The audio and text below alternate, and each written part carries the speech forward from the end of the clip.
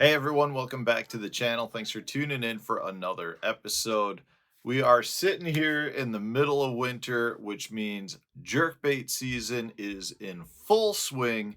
So today I wanted to go over some of the different jerkbaits I use because I get a lot of comments from viewers asking me which ones I like to use in certain circumstances. And the reality is I throw a lot of different jerkbaits. Jerkbaits have come a long, long way over the last 20 years. There was a period where, when jerkbaits kind of first hit the scene, you were talking about your Rattling Rogues, like your Rapala Husky jerks. Those were kind of like the two main ones. But it wasn't until the Megabass Vision 110 came out that really the jerkbait technique took off, in my opinion. It had been around for a while, but that was the first bait that kind of started to put a lot of emphasis on how good it could be, and it also showed how there just was a lot of need to really refine the technique and create new products. So that was kind of the one that came out, and for years the Vision 110 was kind of the clearly the best one on the market.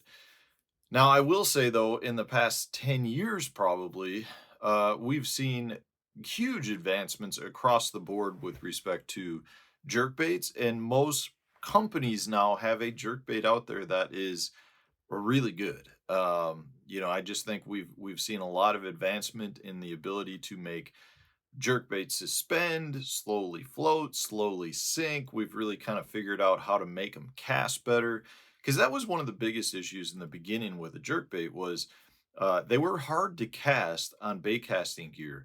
They were hard to cast still on spinning gear.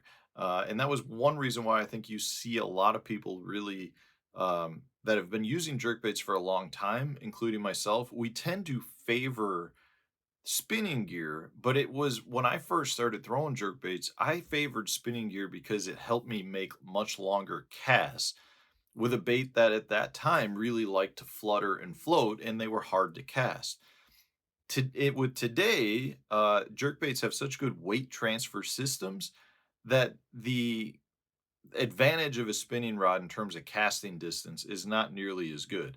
Now, I still choose to throw it on spinning gear because I actually feel like I get better control of the bait, and it's less fatigue. It's just easier overall for me.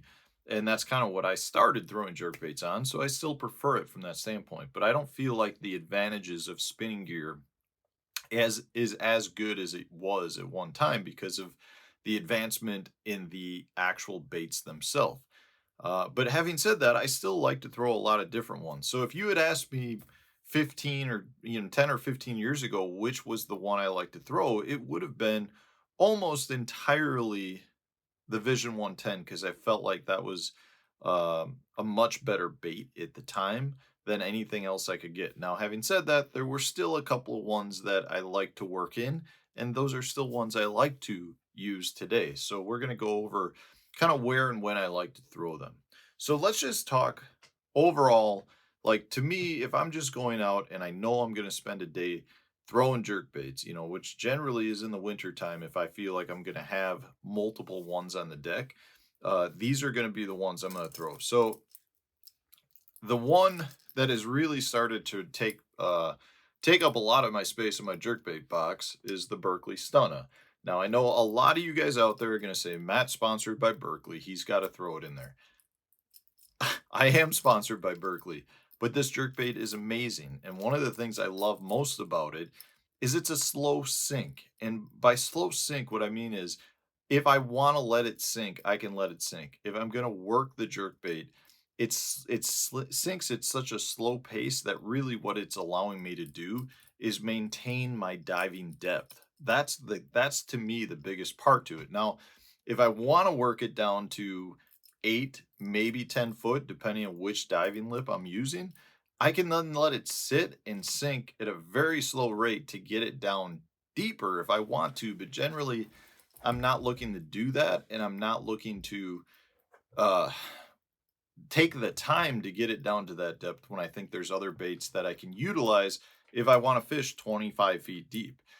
The key thing to this that I love though is because it is slow sink, I maintain that deeper diving depth which in a lot of instances is really one of the keys to a jerkbait. It seems like, if you're fishing that 14-foot range and you get a bait down that goes 6 feet, the fish aren't as willing to come up and hit that bait as they would a bait maybe that's getting down 8, 9, 10 feet deep. There's just times in the cold water period they're not willing to come up to commit. So I really like the Stunna 112, whether it's the 112, the 112 plus one, the Stunna 100. They're great jerk baits. In my opinion, they've really replaced kind of that starting point for me with respect to jerk baits. Now, having said that, I don't always want a bait that keeps diving, especially in the springtime. If I'm fishing a shallow spawning flat where I know fish are starting to come to it, well, if this bait gets down 8 foot and the flat's in 6, that's not really what I want, right? I don't want to be drilling my bait into the bottom the whole time. So in those circumstances, I will put down the Stunna and pick up some other ones. Now, if I'm really fishing shallow water or I want a bait that floats really high, this is when I still like to grab one of the old school ones, and that's the Rattlin' Rogue. I still throw this quite a bit. They have made some pretty good advancements with respect to the models, and they've come out with a lot of different Rogue models. Now, I personally still like kind of that original Rattlin' Rogue. This is one of my favorite colors, actually. It's the chrome with the blue back and the orange belly. But this is a higher float bait, does not dive as deep, and it's got a little, like, it's a really loud bait with that rolling BBs. And there's something to it that I feel like generates a lot of bites. So I really do like this bait, especially if I'm fishing shallower water where I can't work some of the standard ones because I'll be hitting the bottom. Now, if I'm looking to go bigger, there's a handful of big jerk baits on the market. And by bigger, I'm saying, in that 6-inch range or even bigger in some instances. The one that I really do like, though, is just the Magnum Vision, the 110 Magnum. So this bait is, so just to compare it to the Stunna, you can see, I mean, it's a solid inch plus bigger. It's a little bulkier body. Now, I like this because it's not overly bulky. If you go with some of the bigger pointers, say the Lucky Craft pointers, they start getting much bulkier. I actually like the longer profile, but I still like the skinnier overall bait, the more compact bait. I feel like it doesn't necessarily limit me just to the bigger quality fish. I still catch a lot of normal size fish, average size fish on this. Whereas if I went with some of the really big pointers, or even the Megabass, the Canada, which is a big bait as well, at that point, I'm limiting myself to a much bigger average fish. Now, if that's what I'm after, or I'm on a really big fish body of water, then a lot of times I like them bigger baits. But if I just want to up my overall jerkbait size, the 110 Magnum is a good way to go on that. Okay, so then going back to another kind of OG one, I really like the Rapala X Wraps. I've had a lot of good luck on these. Now, I will say I like these in the X10 size or smaller, depending on the size of the bait that I'm trying to imitate and the area I'm fishing. For me, this is a good jerk bait that I really like to use when the fish are keying in on that really small bait fish. Um, and a lot of times I'll go a lot smaller than the X10. They make these little X wraps all the way down into much, much smaller sizes. And there's times where I find that when you're fishing them little pin minnows, the really small little X wraps can be really good. But the reason I like these in the smaller side is I find that they still have really good slashing motion. Uh, Other jerk baits, as you tend to get much smaller in size, especially down into that 2.5-inch range or that 3-inch range, they don't generally slash as good. But I personally feel like the X Wrap is a very, very good slashing bait. It's also one that I found is really good multi-species. So jerk baits as a whole are very, very good multi-species baits. The X Wrap one, though, for me is one of my top walleye producing jerk baits. It's also really good with pike. Now, in that case, I like to go with some of the bigger X Wraps versus downsizing, but It's just a really good multi-species bait. It's been one that I've had a ton of confidence in because when they first came out, I really did use them quite a bit. And I've got a bunch of lakes where they like that jerkbait better than any other jerkbait that I found. So, and then the last one I want to point out too is the Trick Darter, the X80 by Megabass. So this is one, again, if I'm looking to downsize, I'll go with the Trick Darter, but I generally like it when the water's got a little bit of tint to it. You know, if it's really clear water, then I like to downsize the jerkbait and I'll go with, say, something like the Stunna 100 or the X-Wrap. Um, but if I've got some watercolor, and what I mean by watercolor, I'm not talking muddy, I'm talking just some milkiness to it. So maybe my visibility's 2 foot, 2.5 foot versus being 6, 8, 10 foot of visibility. I like to go with the Trick Darter. It just seems like this has a little bit more profile to it, and for whatever reason, it tends to get bit better for me than some of my smaller, skinnier little jerk baits that tend to work better in really clear water. And I don't know if that's because it's got some good rattle to it, if it's a little bit more bulky in the profile, even though it's short.